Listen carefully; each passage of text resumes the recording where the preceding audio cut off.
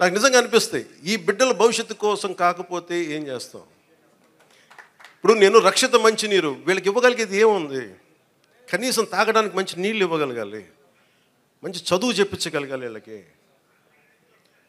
ఏం చేయగలం? వీళ్ళకి కనీసం వాళ్ళ అవసరాలకు కానీ, వాళ్ళు చదువుకోవడానికి కానీ, హాస్పిటల్స్ కానీ, వైద్యం ఏదైనా ఇబ్బంది వస్తే హాస్పిటల్స్ కానీ, చదువుకోవడానికి బడి కానీ.